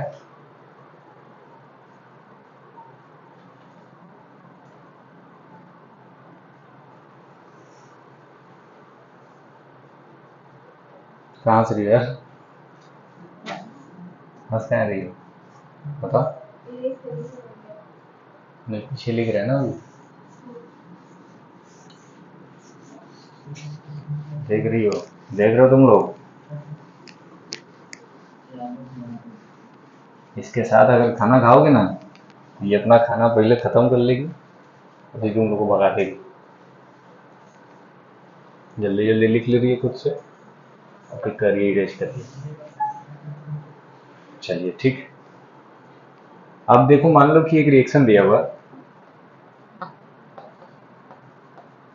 ठीक, ये हमारे पास क्या है, रिएक्शन। ठीक, अब एनसीईआरटी में एक चीज नहीं लिखी होती, एक किताब है जिसमें लिखा गया है कि इस रिएक्शन का अगर हम क्या निकालें, रेट कांस्टेंट के, तो रेट कांस्टेंट क्या होगा, activity of product upon activity of reactant. समझे ना? तो ये किताब लिखती है कि ए बी का स्क्वायर स्टोइकियोमेट्रिक हमेशा पावर में जाएगा, ठीक, अपॉन ए का स्क्वायर। यहाँ पे जो ए है वाला वो क्या है, एक्टिविटी।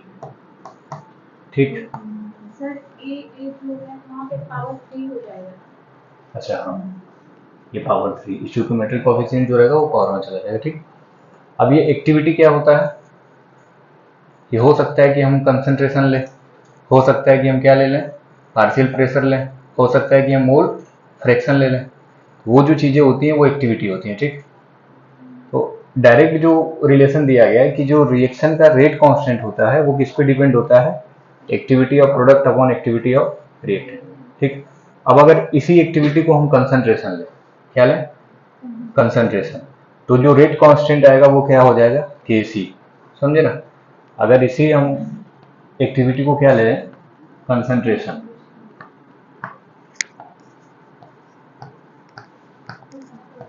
ठीक, अब यहाँ पे ये जो बॉक्स यूज हो रहा है ना, ये किसके लिए यूज हो रहा है, कंसंट्रेशन के लिए। ठीक, तो अगर हम कंसंट्रेशन ले लें, रिएक्टेंट का क्या ले लें, कंसंट्रेशन ले लें, समझे ना, रिएक्शन में रिएक्टेंट और प्रोडक्ट का कंसंट्रेशन ले लें, तो वहां पे जो रेट कांस्टेंट आएगा उसको हम क्या बोलेंगे, Kc। ठीक, एक्टिविटी हम क्या ले रहे हैं, कंसंट्रेशन। अब उस एक्टिविटी को हम पार्शियल प्रेशर ले लें, अगर रिएक्टेंट और प्रोडक्ट किस में दिए हों, गैस में, समझे ना, तो उसको हम क्या बोलेंगे, पार्शियल प्रेशर ऑफ बी, और इसका भी स्टोइकियोमेट्रिक पावर चला जाएगा, और पार्शियल प्रेशर ऑफ ए। अब इसको क्या बोलेंगे हम लोग, केपी, समझे ना। तो केपी कब डिफाइंड होगा, जब गैस का पार्शियल प्रेशर लिया हो। केसी कब डिफाइंड होगा, जब गैस का कंसंट्रेशन लिया हो। ठीक, यहाँ पे पी क्या है, पार्शियल प्रेशर। ठीक, तीसरा कंडीशन हम लोग क्या देखते हैं, के एक्स। ठीक, के एक्स क्या होता है, एक्स बी ऑन एक्स ए। ठीक, अब यहाँ पे एक्स क्या है वाला, मोल फ्रैक्शन। ये आपके सिलेबस में नहीं है, ठीक, तो हो सकता है कम चांस है कि है, लेकिन अगर हम यहाँ पे रिएक्टेंट और प्रोडक्ट का क्या ले लें, मोल फ्रैक्शन लेंगे, तो जो रेट कांस्टेंट हम लोग क्या करेंगे, डिफाइन करेंगे, तो वो क्या आएगा, के एक्स। पार्शियल प्रेशर लेंगे तो केपी, और कंसंट्रेशन लेंगे तो केसी। अब यहाँ समझने वाली बात है, कंसंट्रेशन हम दो चीज में ले सकते हैं, कि अगर रिएक्टेंट और प्रोडक्ट या तो गैसियस स्टेट में हो या तो लिक्विड स्टेट में हो, समझे ना। लिक्विड का भी, सोल्यूशन का भी कंसंट्रेशन होता है, गैस का भी कंसंट्रेशन होता है। तो ये जो केसी है ना, ये गैसियस स्टेट के लिए भी हो सकता है और लिक्विड स्टेट के लिए भी हो सकता है। लेकिन पार्शियल प्रेशर की अगर हम बात करें तो केवल और केवल किसके लिए ये डिफाइंड है, गैस के लिए, क्योंकि लिक्विड का पार्शियल प्रेशर नहीं होता। पार्शियल प्रेशर किसका होता है, गैस का। तो अगर केपी दिया है, इसका मतलब कि रिएक्टेंट और प्रोडक्ट किस स्टेट में है, गैसियस स्टेट। अब वो लिख के नहीं देगा आपको, रिएक्टेंट और प्रोडक्ट का स्टेट लिख के नहीं देगा, मेंशन नहीं करेगा। आपको केपी दिया है अगर क्वेश्चन में, इसका मतलब क्या हुआ कि वो क्या बोल रहा है कि रिएक्टेंट और प्रोडक्ट किस स्टेट में है, गैस। केसी दिया है तब मेंशन करेगा, क्योंकि वहां पे पॉसिबिलिटी हो सकता है वो गैस में भी हो सकता है और लिक्विड में भी हो सकता है। ठीक, समझे ना। तो इन दोनों में मेजर डिफरेंस समझ गए, कि गैस और लिक्विड दोनों के लिए डिटरमाइंड है, और ये केवल और केवल गैस के लिए। ठीक, और ये आपके सिलेबस में नहीं है, डायरेक्ट लिख के बोलेगा मोल फ्रैक्शन, मोल फ्रैक्शन लिखा रहेगा ऐसे, तो समझिए किसकी बात कर रहा है, के। तरीका तीनों में क्या है, सेम, प्रोडक्ट अपॉन रिएक्टेंट करना है, और स्टोइकियोमेट्रिक कोफिशिएंट का क्या कर देना है, पावर कर देना है। ठीक, कोई दिक्कत, चलो नोट कर लो।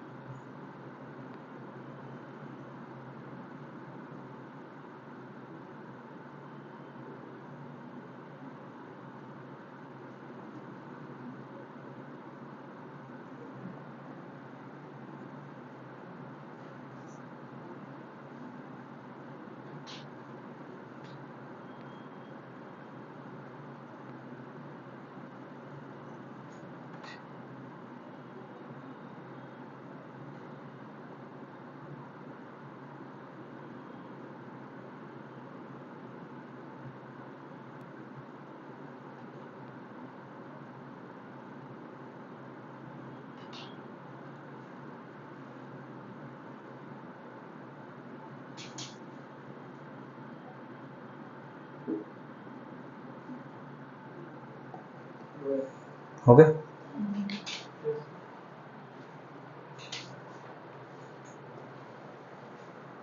ये समझे।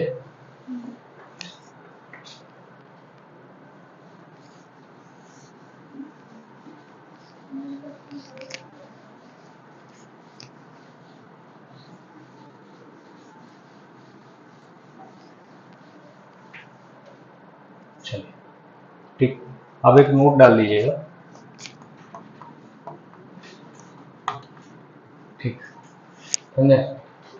अब ये जो बॉक्स होता है केमिकल इक्विलिब्रियम में, हम लोग ये जो बॉक्स यूज करते हैं, इसको हम लोग क्या बोलते हैं, हाँ, तो इसे बोलना होता है ना सबको, एक्टिव मास। ठीक, अब नोट में क्या लिखिएगा, जब एक्टिव मास हम देखेंगे किसके लिए, फॉर गैस। गैस के लिए जो एक्टिव मास होगा वो हो सकता है कि कंसंट्रेशन भी हो और पार्शियल प्रेशर, दोनों हो सकता है, समझे ना, इस चीज को ध्यान देना है। ठीक, दूसरा पॉइंट क्या है, for pure solid and pure liquid, pure liquid की बात कर रहा है, समझे कि नहीं। अब दो टाइप के लिक्विड अगर आ जाएंगे तो वो प्योर लिक्विड नहीं होगा। तो प्योर सॉलिड और प्योर लिक्विड वो आपको मेंशन किया रहेगा कि प्योर सॉलिड है और प्योर लिक्विड है। ठीक, जब प्योर सॉलिड और प्योर लिक्विड में एक्टिव मास की अगर हम बात करते हैं तो एक्टिव मास क्या होता है, हमेशा यूनिटी।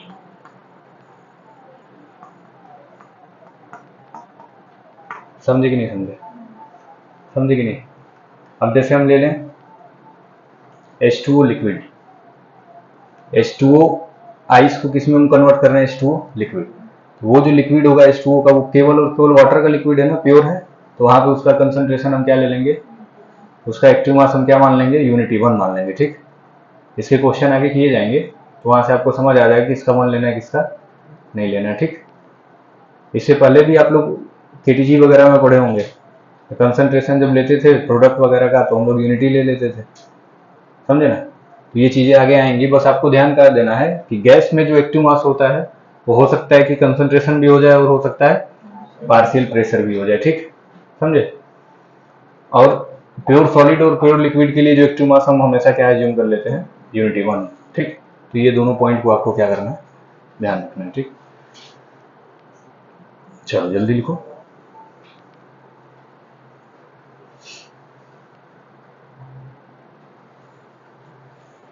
लिख रहे हो कि नहीं बेटा।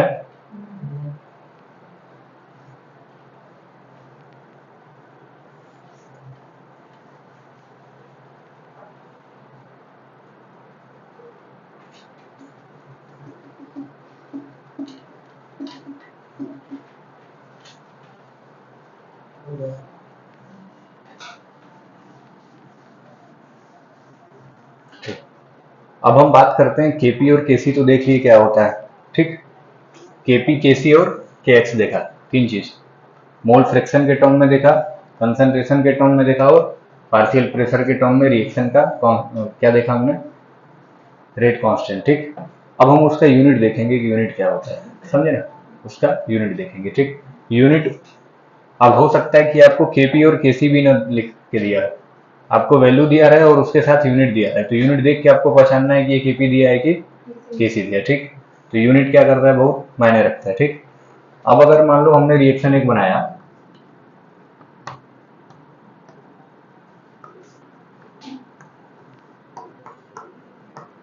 ठीक, समझे, और ये सारे के सारे किस स्टेट में है, गैस। 98% आपको क्वेश्चन कहाँ से मिलेंगे, गैसियस स्टेट से, समझे ना, सारे के सारे गैस दिए रहेंगे। ठीक, तो इसमें घबराना नहीं है, ये जो बाकी पढ़ा गया वो बहुत कम ही आएगा, 98% आपको क्या आएंगे, गैसियस रिएजेंट्स आएंगे। ठीक, अब इसके सारे रिएजेंट किस स्टेट में है, गैसियस। अगर हम इस रिएक्शन के लिए डेल्टा एनजी निकालें, डेल्टा एनजी, तो डेल्टा एनजी कैसे निकालते हैं, product minus reactant, reactant minus product, नहीं, प्रोडक्ट माइनस रिएक्टेंट, पहले डिसाइड कर लो क्या होगा। ठीक, product minus reactant, NP minus N क्या होता है, नंबर ऑफ मोल्स, उसी को हम क्या बोलते हैं, स्टोइकियोमेट्रिक कोफिशिएंट। तो प्रोडक्ट माइनस रिएक्टेंट नहीं बोलना होता है, stoichiometric coefficient of product minus stoichiometric coefficient of reactant, या तो ऐसे भी बोल सकते हैं कि number of moles of product minus number of moles of reactant, समझे कि नहीं। अगर हम रिएक्शन लिख दें N2 plus 3H2 gives 2NH3, अब इसके लिए हम बोले ये सारे के सारे गैसेस स्टेट में होते हैं।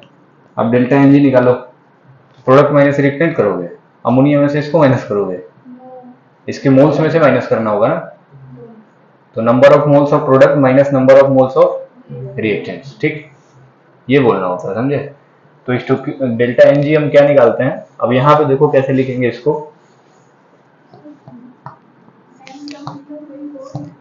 तो वो मतलब बताओ ना हमें, इसीलिए वो जो वही जानने के लिए तो हम पूछे थे। ठीक, sum of stoichiometric coefficient of products minus sum of stoichiometric coefficient of reactant. ठीक, इस तरीके से हम लोग डेल्टा एनजी निकालेंगे। ये जो तुम लोग कहते हो ना कि उसका मतलब यही हुआ, यही आगे चल के ना तुम लोगों का कंफ्यूजन बन जाता है, समझे। तो जो आता है वो साफ साफ बता दिया करिए, या तो सही आएगा या तो गलत आएगा। सही आएगा तो शाबाशी दी जाएगी, गलत आएगा तो बताया जाएगा। ठीक, समझे ना। तो बता दिया जाए, जो भी पूछा जाए उसको, जो भी आपको आता है, सही गलत इससे मैटर नहीं करता, आप बता दें। ठीक, ताकि आपका कंफ्यूजन क्लियर हो जाए। अब आपके मन में चल रहा है कि ये तो वही होता है, ये वही होता है, क्या पता वो सही हो या गलत, समझे। अब यहाँ से देखो डेल्टा एनजी कैसे निकालेंगे, sum of stoichiometric coefficient of product. अब प्रोडक्ट जितने भी रहेंगे सबके स्टोइकियोमेट्रिक कोफिशिएंट को हम क्या कर देंगे, जोड़ देंगे, और माइनस करेंगे उसमें से क्या, जितने भी रिएक्टेंट के स्टोइकियोमेट्रिक कोफिशिएंट है सबको माइनस कर देंगे। ठीक, अच्छा एक और बात ध्यान रखना है कि ये जो डेल्टा एनजी होगा ये डिटरमाइन होगा केवल और केवल कब, जब रिएजेंट्स किस स्टेट में हो, गैसियस स्टेट में हो। बहुत पहले से ये बात चलाया जा रहा है। तो यहाँ पे इस रिएक्शन के लिए डेल्टा एनजी क्या हो जाएगा, डेल्टा एनजी क्या हो जाएगा, सी प्लस डी माइनस ए प्लस डी हो जाएगा। ये आ गया हमारा क्या, डेल्टा एनजी। ठीक, अब हम इस रिएक्शन के लिए केसी निकालेंगे। इस रिएक्शन के लिए हम क्या निकालने वाला, केसी। क्या हो जाएगा बताओ, concentration of C, concentration of B. Product लिया गया था। अब लॉ ऑफ मास सेक्शन देखो, लॉ ऑफ मास सेक्शन में क्या लिखा गया, प्रोडक्ट लिखा गया ना। तो इनको कभी जोड़ना नहीं है, ये नहीं करना है कि सी प्लस डी हो रहा है ना तो यहाँ भी सी प्लस डी नहीं। जब कांस्टेंट रेट कांस्टेंट निकालेंगे तो इसको प्रोडक्ट लेंगे, समझे ना, इसीलिए वहां प्रोडक्ट लिखवाया गया था। तो सी और डी का हमने क्या ले लिया, कंसंट्रेशन का प्रोडक्ट। स्टोइकियोमेट्री क्या है इसका, सी का सी और डी का डी, अपॉन क्या कर देंगे, concentration of A power A, concentration of B power B. ठीक, समझे कि नहीं। अब ये कंसंट्रेशन है, पावर जुड़ जाएगा, ये क्या हो जाएगा, जल्दी बताओ। अच्छा अब इसका यूनिट देखते हैं। ये सारा का सारा क्या है, कंसंट्रेशन। कंसंट्रेशन का यूनिट क्या होता है, मोल पर लीटर। क्या होगा, मोल पर लीटर। तो सबके लिए क्या हो जाएगा, मोल पर लीटर। ठीक, अब देखो ये पावर क्या हो जाएगा, ऐड हो जाएगा, सी प्लस डी, और ये भी पावर ये होगा ए प्लस बी, लेकिन ये ऊपर प्लस में होगा, नीचे से ऊपर जाएगा तो माइनस में आ जाएगा। तो ये क्या हो जाएगा, ए प्लस बी माइनस ए प्लस बी, समझे ना।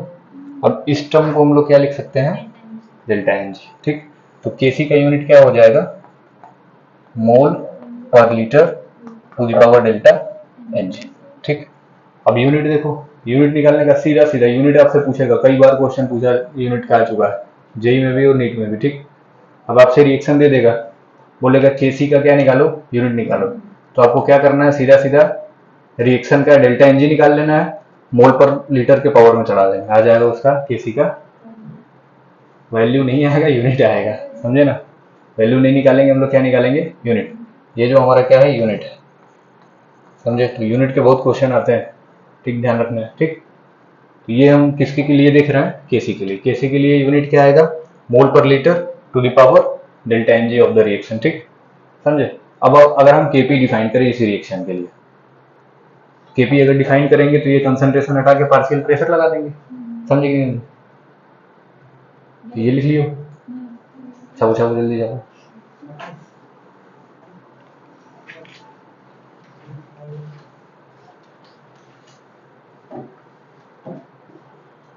क्या डॉक्टर, क्या नींद आ रहा है,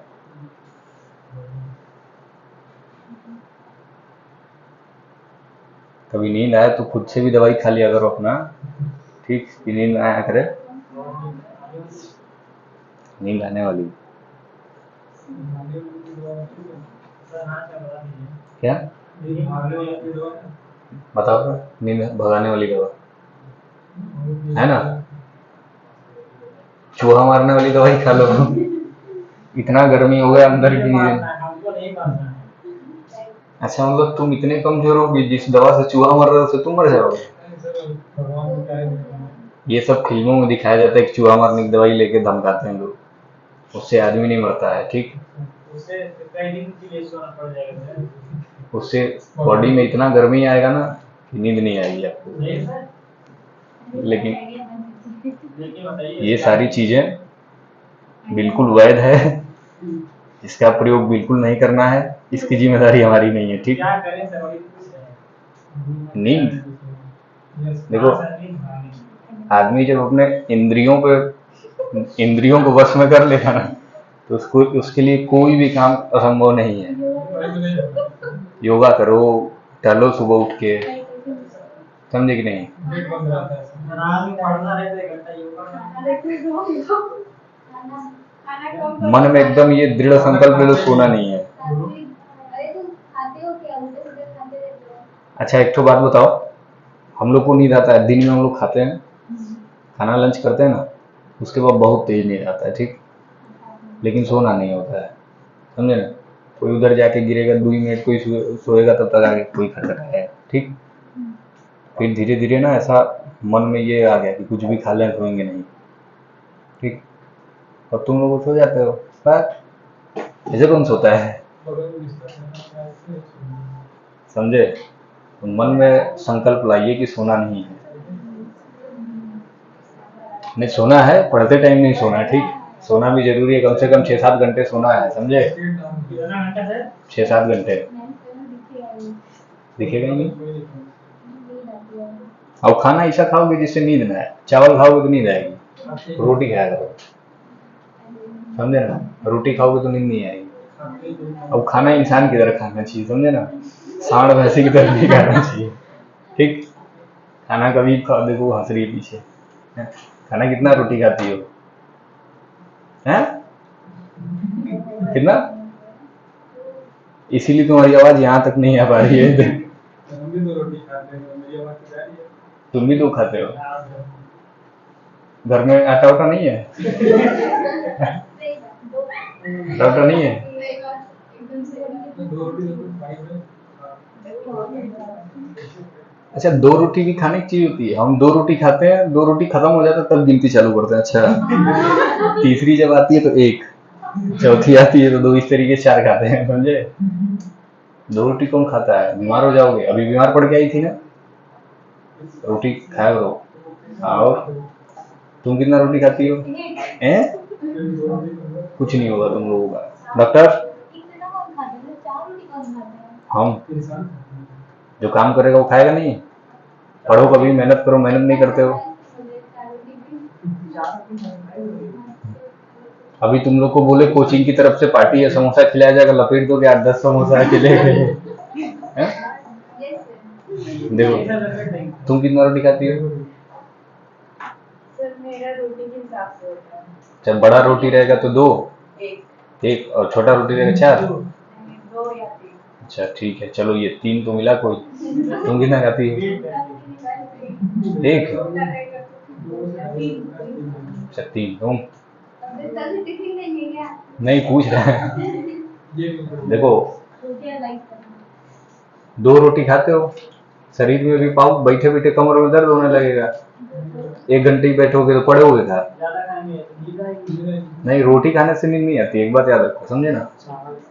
चावल खाओगे तो नींद आएगी। क्यों डॉक्टर, कितना रोटी खाते हो। मैं ऐसे नहीं मतलब टोटल 24 घंटे में जाकर 7 रोटी 24 घंटे के टोटल में कभी 2 कभी 4। अच्छा हम घर जाते हैं ना, एक तो हमारे भैया हैं और एक तो चाचा हैं, अगर घर पर खाना बनने में रात में लेट हो गया तो जाके बोलेंगे जल्दी खाना लाओ, जल्दी खाना दिया जाए। अगर खाना जल्दी नहीं बना तो उसे पता है क्या करते हैं, जब खाना खाने बैठेंगे ना पूरा खाना खा जाएंगे, मतलब बैठ के देखते रहते हैं, तब पेटवा बड़ा कैसे हो रहा है तो क्या, पूरा खाना खा जाएंगे, कोई नहीं खाएगा फिर बाद में, और फिर से बनाना पड़ेगा परेशान करने के लिए, समझे। तो ऐसे भी लोग 20-20, 30-30 रोटी खा जाते हैं। और ऐसे रोज 2-3 खाएंगे। तो हम एक दिन पूछे, तालाब रोटी खाता है, तालाब में कचड़ा फेंका जाता है, ठीक। हमें तापमान कर रहे हो, टैंकर वैंकर बोलो तो चलेगा।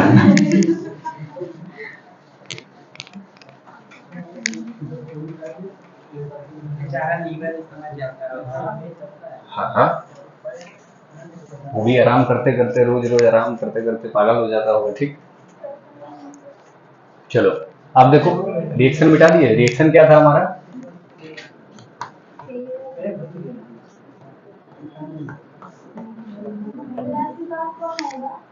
बारह सर आएंगे ना, ठीक। ये रिएक्शन था। केसी हमने इसके लिए निकाला था, यूनिट क्या आया था? Mole per litre to the power delta NG, ठीक। अगर हम इसके लिए केपी निकालें क्या हो जाएगा? पी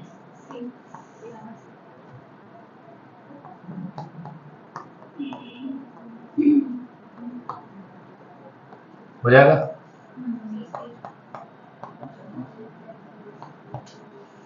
यही होगा, ठीक। अब ये सारे क्या दिए हुए हैं? पार्शियल प्रेशर, और प्रेशर का यूनिट क्या होता है? एटीएम। तो इसका यूनिट अगर हम लिखें सबका तो एटीएम हो जाएगा, ठीक। और इसका पावर क्या हो जाएगा? C प्लस डी, और ये A प्लस बी, नीचे प्लस में होगा ऊपर जाएगा तो माइनस, ये माइनस A प्लस बी। ये पूरी वैल्यू क्या है? Delta NG. तो अगर पार्शियल प्रेशर के टर्म में दिया रहेगा तो यूनिट क्या हो जाएगा? Atm to the power delta NG, ठीक। समझे ना? पार्शियल प्रेशर के लिए यूनिट ये लगाएंगे। मोल फ्रैक्शन अगर दे देगा kx, तो xc x d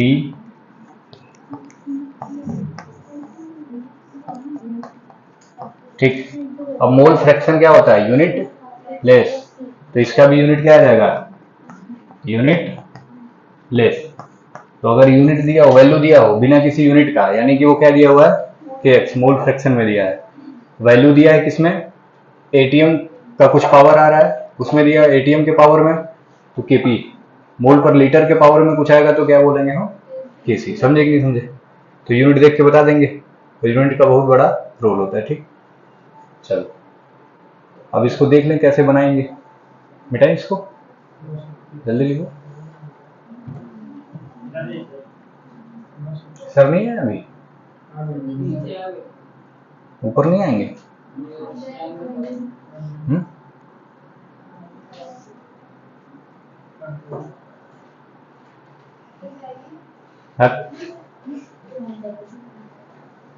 अच्छा, ये कौन बोला है? कौन बोला है?